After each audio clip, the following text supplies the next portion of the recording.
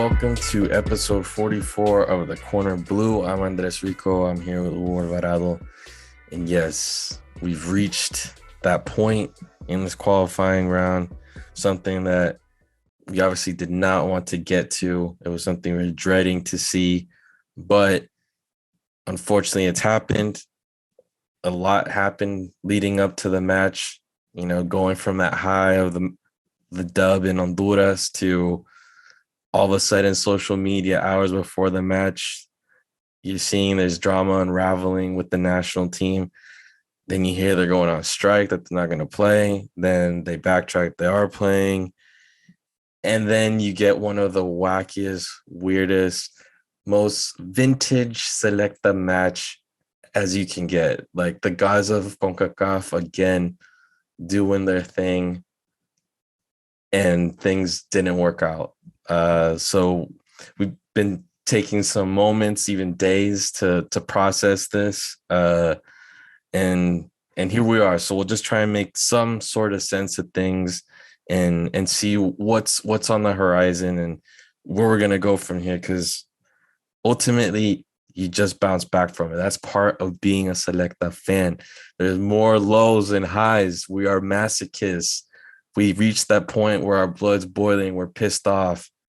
But at the end of the day, there's always that next match. The sun will come out tomorrow for a little bit, maybe. But anyway, Hugo, how are you doing? How did you process the match? And what are your thoughts moving forward? Well, it was definitely sad. I think that no matter how prepared you are or how, the goal being 2026, there's always that sliver of hope that we had. And, we saw it coming to an end. You just got to keep going. The hours after the game, the following day, I obviously felt pretty sad. Not disappointed of the players, because I think the players and the coaching staff did what they had to do. If we're realistic, we are where we should be according to the work that has been done in the last 10, 15 years. I don't want to go as back as 40 years, but when you're a team that hasn't been in that round for a while, we can't expect to be in the top contenders. That's just the way it is. You always have hopes, obviously. You can always somehow maybe manage to be in those top three or top four, because nothing is written in football. But if we are objective and we look at what have we done, what has the team federation has done during the last 10 years to put us in a good situation in a final round, not much has happened. So I think if I focus on the positive of all of this, and people might think that I'm conformista, but the fact that we have been competing in the final round of CONCACAF World Cup qualifiers, it's a positive, considering that we haven't been there in the last two World Cup processes. We were not there for Russia 2018. We were not there for Brazil 2014. So you always have to measure. You need to have measure your success or your advancements with advancement with something. And in this case, playing in the final round, it's a step forward compared to where we used to be. I think that now the important factor would be, what are we going to do? What is the federation going to do? The authorities going to do to make sure that we built on what we have already, or what Hugo Perez and his coaching staff has already done. I think that it has been shown that the team can compete in a very short period of time with under Hugo Perez, and I can only imagine what we can achieve if this process continues, and we focus on what the goal has always been, the realistic goal, which has been 2026. I think that it's time to turn the chapter and now focus on what are we going to do with what we have already built. Yeah, and it's been built, within a short amount of time. You just look at some of the decisions that have been made administratively, and you realize that, there was a big hole that was dug that this program needed to get out of, and it's shown glimpses of it. And you're not going to get out of it in under a year. You're not going to get out of it, like you said, with that resurgence into the last qualifying round for the first time in 13 years, 13, 14 years. And you just look at some of the decisions that were made. I mean, we've had at least, let's see, before Perez, it was De Los Cobos, Lara, El Primi, Roca, Juan de Dios. Castillo, Israel, Chochera, Rugamas, and then back to De Los Cobos. And I think that's like a pivotal period in the national team, because after 98, once we were out, there was a short period of like the dark ages that lasted at least till 2007 when De Los Cobos was hired, where no one wanted anything to do with this team. The only bright side to this team was when they won that medal for the Central American Games in 2002. But other than that, it was dark ages where we weren't getting to the last round or even close to it. There wasn't any interest in the national team. For a time, the national team did not even have sponsors. And the only way you could see them compete at all was either the Copa UNCAF, and then hopefully they'd get into Copa Oro. And there were times where they didn't get into it. That's how bad things were. And things were built up with the Los Cobos. We all know how that went. And then on top of that, the aftermath of some of the fishiness that went on during and immediately after. And that's marked everything. And the closest that we've gotten to getting the ball running again, I feel, is with Roca. And we've talked about it plenty of times. And that generation is aging out. And because of all these faulty decisions made along the way, that generation that had to throw the national team on its back after the Hermanos, they had their wings cut plenty times over, and it's unfortunate to see. And that's why that match against Honduras was so special, in the sense that you see the surviving members of that squad getting that vindication. But then that loss against Canada, and then the mishap during the day, it just conditions things. I've seen interviews by Hugo Perez, and he mentioned that, it did up to a point, but that in his opinion, it didn't have an outcome necessarily on the match. I'm an outsider, obviously, but I would beg to differ, where it's like, here you are reopening some of the same wounds, the same problems that have been so consistent throughout these different qualifying campaigns, whether it's the protest that the players did on the way to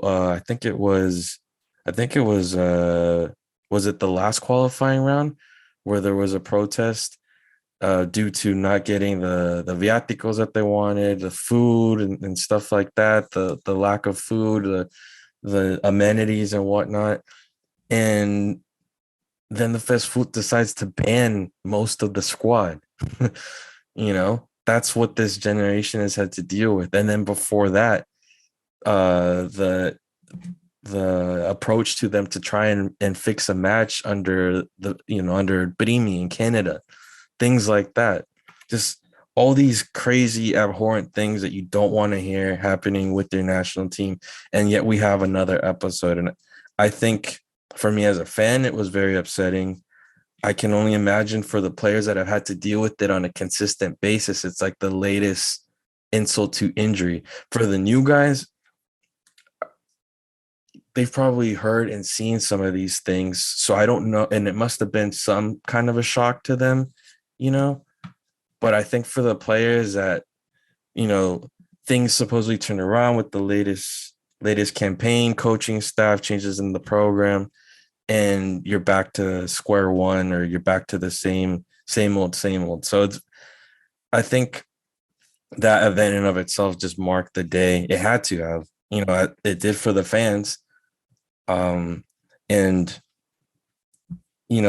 another one of those weird selecta games where all you can do is not laugh, but just kind of you just have to take it.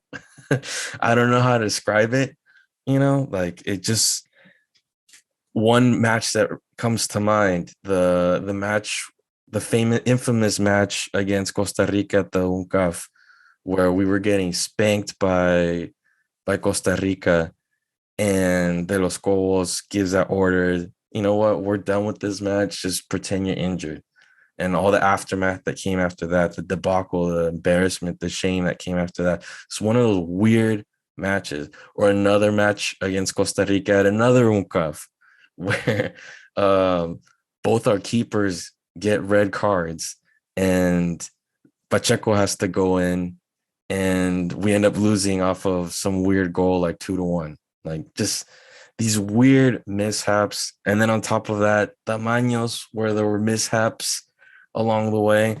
And it's just the physics behind that goal are just bewildering. They're so upsetting. It's just amazing. Like, I don't know how to describe it.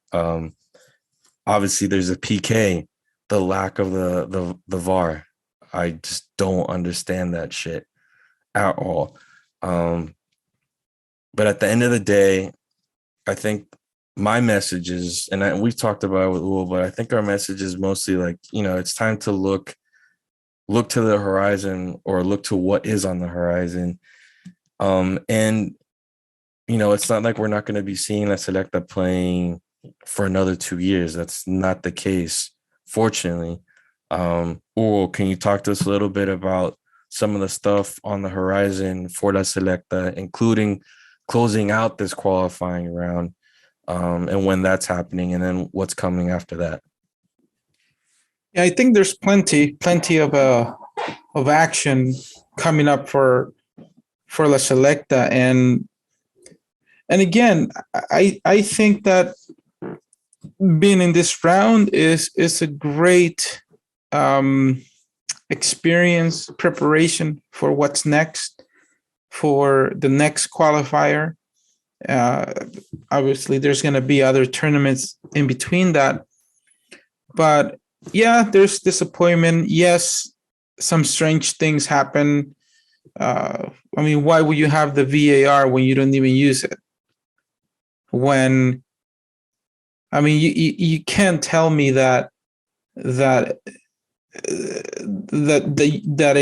referee or any referee in the world wouldn't have at least a doubt about that challenge, and at least say, okay, hey, we have VAR, let's check it out.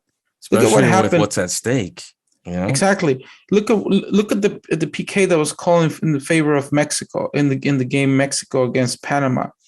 And not only that, but I was watching the replay today, and if the ref, Salvadorian, by the way, if he had watched the VAR, the Mexican player, I think it was Lainez, right? He could have been at least yellow carded for faking a foul. If you see, he acts as if the Panamanian player stepped on him when the Panamanian player didn't even touch him. So those are the strange things that they're very hard to explain. Not that that PK would have changed our whole, our positioning in the charts necessarily. Who knows?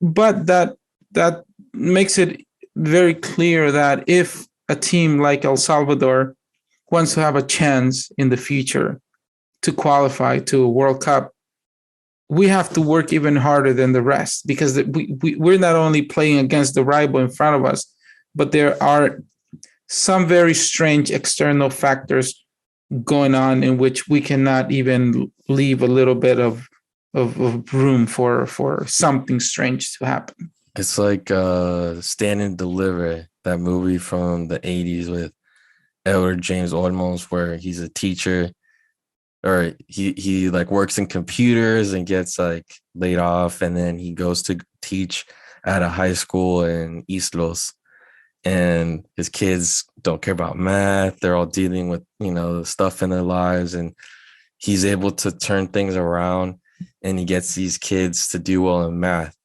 Hashtag spoiler alert. So if you want to see the movie, fast forward through this. If you're okay with knowing some of the info from it, stick around. I'll give you a shot to fast forward. Okay. Anyway, so he gets these kids to like get into math and stuff, because at the beginning they're hella dundos and they don't know shit. Anyway, he gets them into calculus. He starts teaching them a summer course. They're all pumped up about it. And they take the AP test, which is an advanced placement test. And for anyone outside the US that isn't familiar with it, it's a test that high school students take on a certain subject. If they pass it, they get college credit for before they even end up at the university. So it's like paying for a college course for free, basically. All you do is pay for the test, and then you get that credit. Anyway, they take the test, they all ace it. And then the testing board or committee, because it comes from this sketch high school and it's all Latinos and they all get the same score, like, they're doing something fishy. So they basically accuse them of cheating, saying that no, they did something sketch. They make them take the test once again, and I'll let you watch the movie. I won't spoil the ending anyway. My point is, like you said, El Salvador is going to have to work twice or three times as much to move on in order to reach any type of success or break the cycles that it has. But it has to start at home. And that's the problem. That's been the main issue. And I've used this term frequently. We're on a Walmart budget. We're on a Walmart mentality, and we need to break it in order to reach success or different heights. And that's been the problem, is if you don't have your shit together at home, you're not going to be able to go compete against powerhouses like US and Mexico. And now we're starting to see other ones emerge. Now we got Canada, and we know what that process was for them, at least administratively, to get into this last round. But look at the results that they've gotten. That it's not a fluke, or you wouldn't want to think about it being a fluke. You have Panama. The Ticos are always there.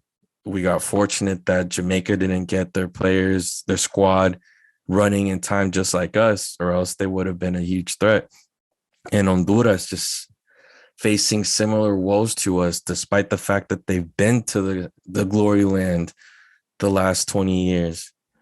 So all in all, I think it's just it's more of the same old in the sense that there's a lot of in-house work that needs to be done before we can aspire to great heights. And I think these last few months proved that El Salvador can do a lot on that Walmart budget, but the success goes from the top to the bottom and not vice versa. In this sense, it is trickle down.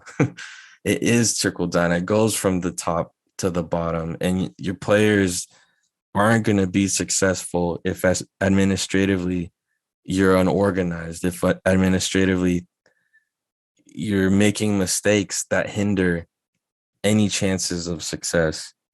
But I do admire that positive outlook. I've watched an interview that Hugo Perez had on Fanáticos Plus, and it was it was interesting to hear his take on stuff in the sense that, you know, he shared some of the process that he had talking with the players while they're going through this whole process of making the decision on what to do before the match, how it affected them, how he tried to get them to see the bigger picture.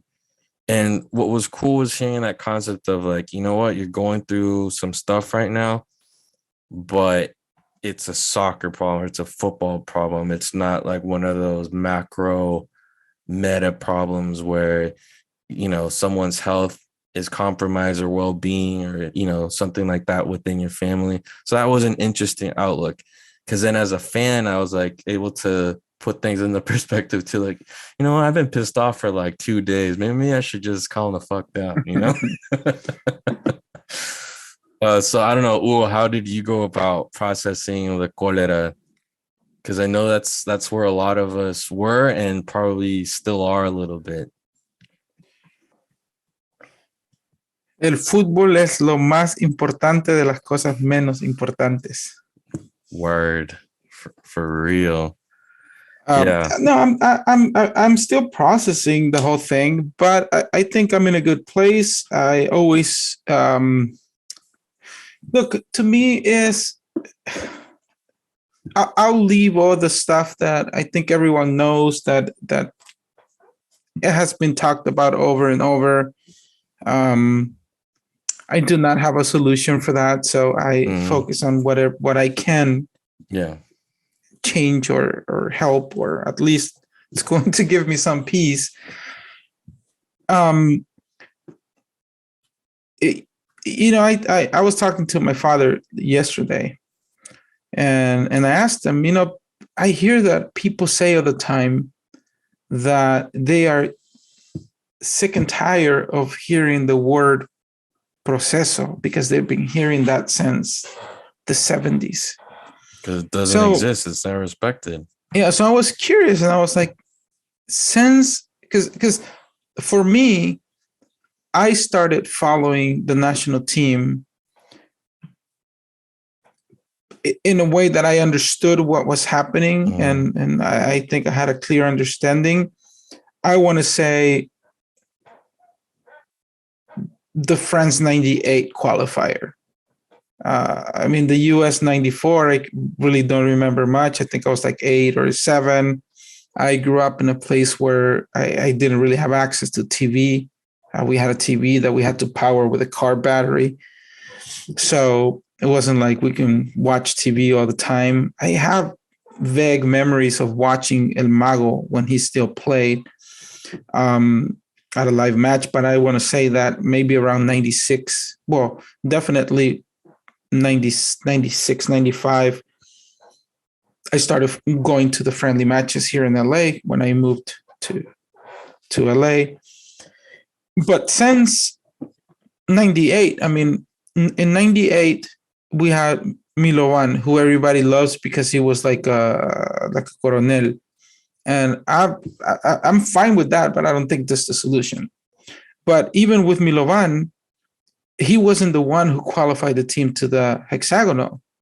It was someone else. I don't know if it was Benitez or Contreras Palma.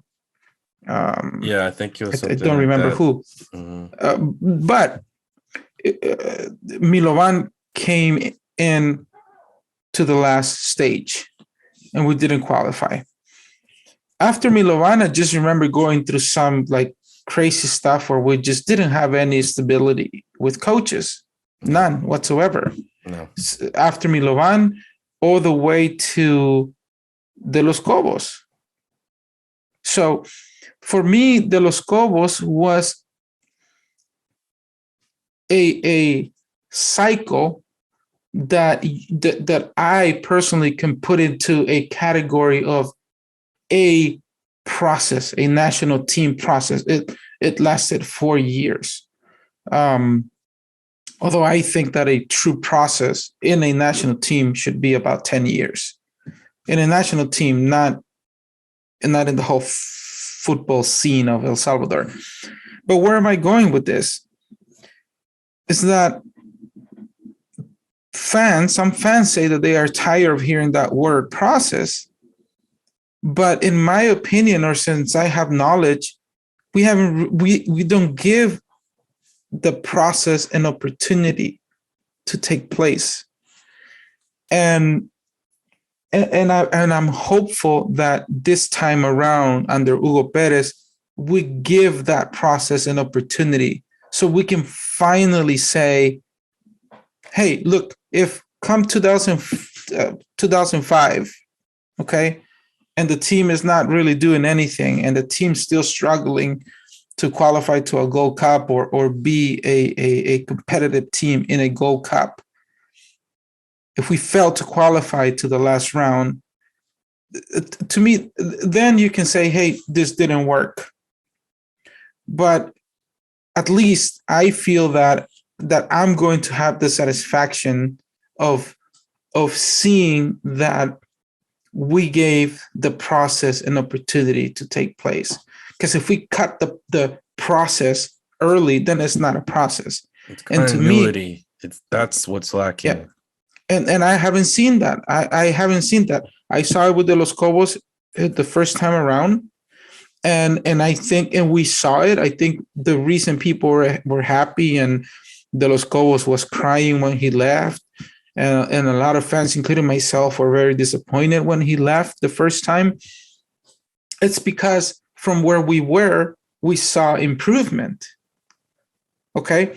But since De Los Cobos left, I think other coaches came that showed us little glimpses of how they could take it to the next step.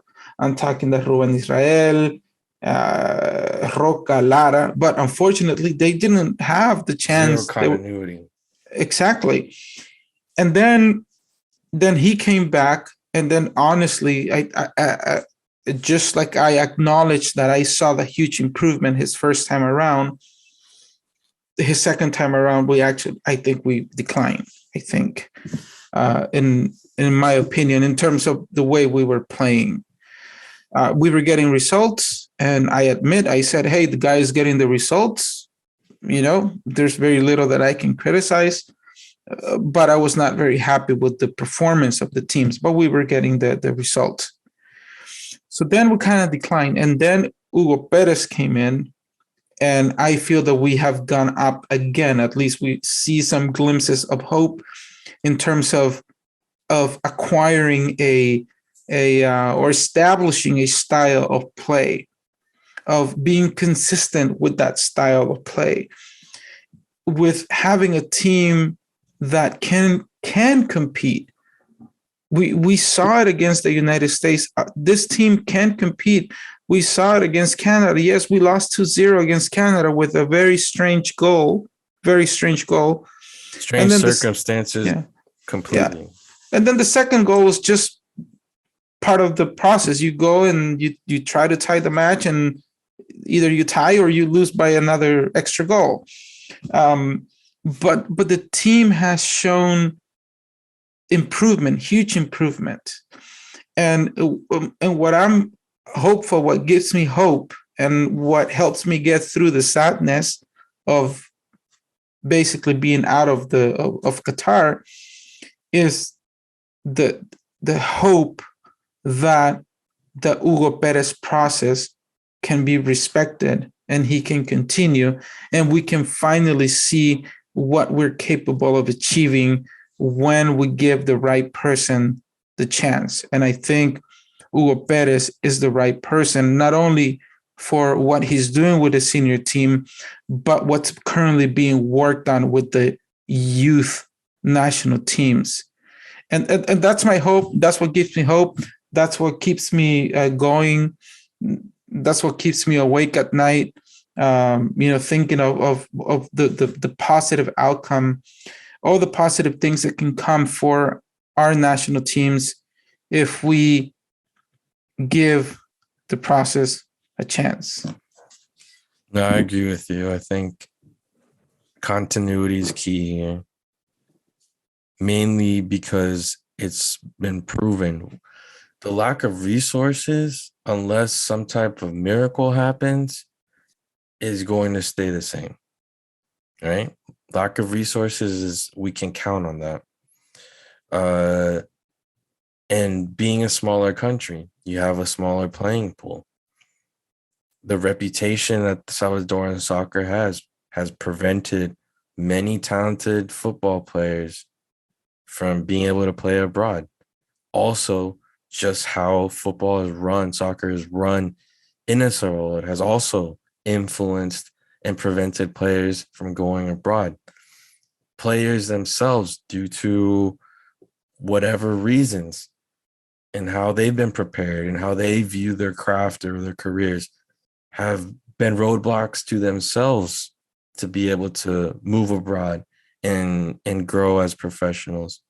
So I think but what has been consistent, or what we've been able to see, or I've been able to see throughout the last 20 years, is if you get a solid group, you let them play, you tweak things, you optimize what you can get from each player, the group, and you let that wave ride out, you're going to get successes along the way.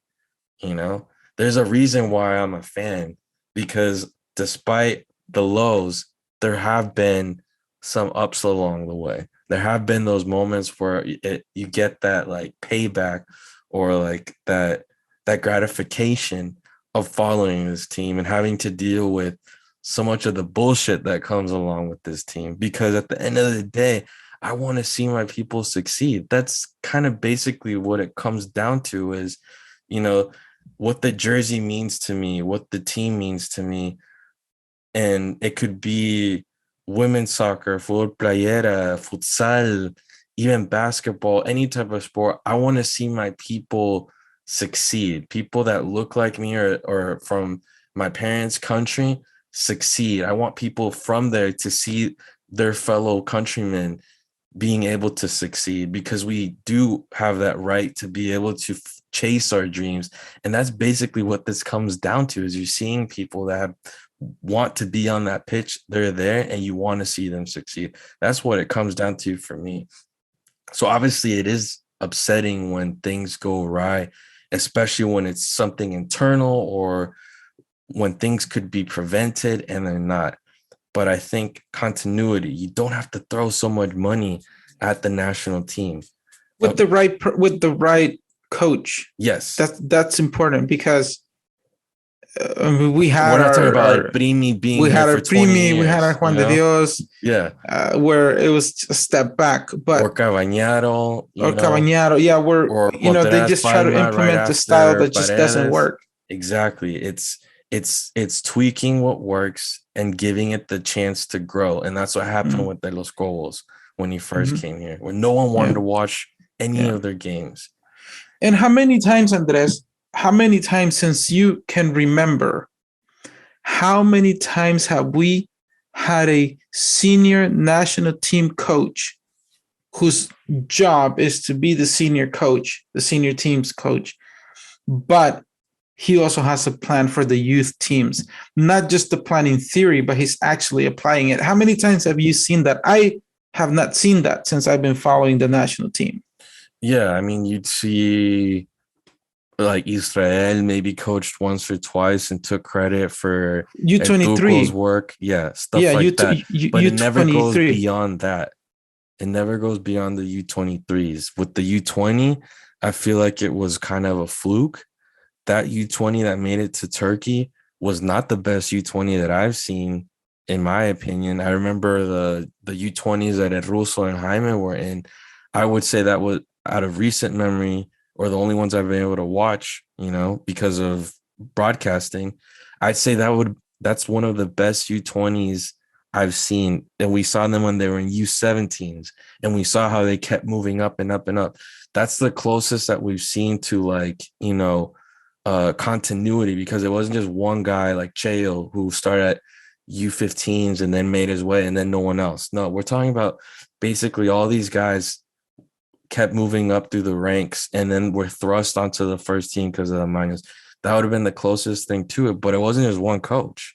They had to deal with the series of regime changes and different coaches and drama, and yet they still were able to reach a level. Was it enough? No. And why was it? Lack of continuity, all this disruption, all the desorganización. So I think if you're able to find a core of players, increase the player pool, embrace a style that we see is working, and then make smart investments into modernizing the national teams, you're going to see the fruits of it. And that's what has been happening, albeit still on a freaking Walmart budget. Like, what doesn't get paid?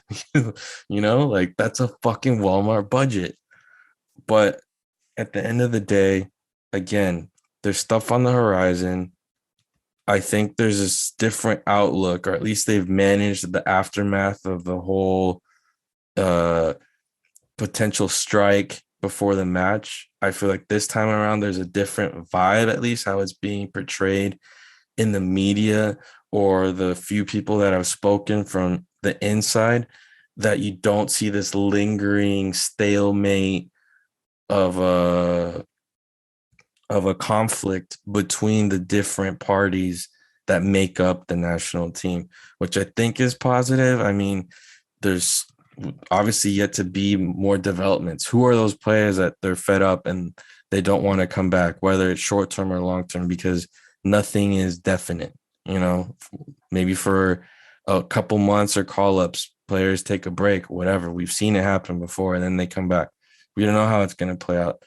I hope for the sake of the national team that if that does happen, it is short term, but that the new players coming up, substituting them, are able to grow in leaps and bounds right now, that there's not much at stake competition wise. But we have the League of Nations coming up, friendly matches, the summer, having to qualify for Gold Cup. There's still stuff at stake. Obviously not the same magnitude as the World Cup, but now it's that plan B that Jerson and Hugo Perez had been talking about, where they're having to fill these dual roles, that they were brought in maybe a little bit before they could have started their eyes on 2026 or just focused on it completely, but they've been able to fulfill these, dip into different roles and purposes and achievements and objectives. And now I think it's a little more straightforward and clear. You can bring up a lot of more of the younger guys this last window. And that's what they've mentioned that they're going to aim for. And we'll see how that plays out. Yeah, I'm excited and looking forward to what this coaching staff and team can actually do without having the pressure of having a World Cup qualifier on them. A very unusual World Cup qualifier that is being played in a very short period of time, 3 games in 7 days. It's been extreme. I'm not complaining. I have enjoyed it. I think it's horribly designed, and it totally favors the teams that have a bigger player pool. No, it's and more resources. Design. And again, it goes back to teams like El Salvador having to do more in order to gain some respect. Because what were some of the arguments in favor of changing the format? That the difference between El Salvador in the 6th spot and Canada was the 7th, right? Mm-hmm. And then Panama. The difference in points was so small that had the other 2 games been played, maybe that percentage was going to shift, and therefore to be more fair, which was arbitrary to begin with. And I remember they had that extra friendly match while we played a scrimmage versus Iceland because it couldn't count officially, Yeah. and they weren't able to stack up points back then either. Yeah, but if what would have happened if Canada was the team in the 6th spot? Yeah, then I'll just leave it there. Yeah. We would never know, but it's just speculation. There are things that are very clear. And again, Canada is in first spot because Canada has earned their first spot. I am not arguing against that. Nobody has given Canada anything for free, other than not calling that PK. But Canada has done their job. They've done what they have to do to be there, to basically be in the World Cup. But yeah, we have to work harder. We have to do more. And again, just can't be working against ourselves. Yeah. And I'm looking forward to seeing what this team can do in the friendly matches, in the Nations League, where yes, there's always pressure because you're playing an official competition, and how good you do in the Nations League will determine if you're going to go to the Gold Cup. But there's a little bit more room for trying out different players, giving opportunities to the young players. But I'm just excited and looking forward to what's going to be done, what's going to happen. Because as I said, every time we see a senior coach come in and their focus is the senior team, that's their focus, and that's their job. They were hired for that. But now under Hugo Perez, we've seen the U20s get incorporated into the trainings, get them. And I talked about this in the previous episode. Even if they don't get called to play the official matches, just having that experience of training with the senior players is going to give them a huge advantage when their tournament comes. And when they train with other players their age or play against other players their age, they're going to have that advantage of having that experience of having trained with the senior national team. So, and I've seen Hugo in action here when we had the Visorias here in LA. He was here. It was Visorias for the U17 and the U20s, and he was here, hands-on with Jerson. So that tells you that he's all in. He cares about the future of our national teams, not only the senior team, which is the job that he was given. So that's why, that is one of the many reasons why I think that he is the right person for the job. All right, ladies and gentlemen, I think we're going to close it out. I think we don't want to beat a dead horse. But yes, I guess this is like the first, huge defeat that we live or experience during this podcast run that we started in 2020. So it's interesting going through one of the downs through the podcast and with all of you guys, with all y'all. And anyway, thanks to everyone that's been interacting with us and commiserating and sharing their comments and opinions, and even to the haters too, because it lets us know that people are listening to us, whether it's because they like the show or they just want to talk some smack. So it's all good, it's all gravy. But in any case, hold your head up high. More stuff to come, and this is just part of being a Selecta fan, obviously. And if you're new to it, it'll make you stronger. Look how strong both Hugo and I are. Like, you should see my grandpa. He's in his 90s. He's super strong, and he got to see the team make it to 2 World Cups. So, hey, hopefully by the time I'm 90 something positive would have happened within my lifetime, because I missed out on 82 by a couple years. But with that, ladies and gentlemen, we bid you farewell. We thank you once again for following us, subscribing on Spotify, Apple Podcasts, Instagram, Twitter, Facebook, YouTube. Keep sharing. We're not at 500 yet, so please help us get to 500 followers on Twitter. That'd be awesome.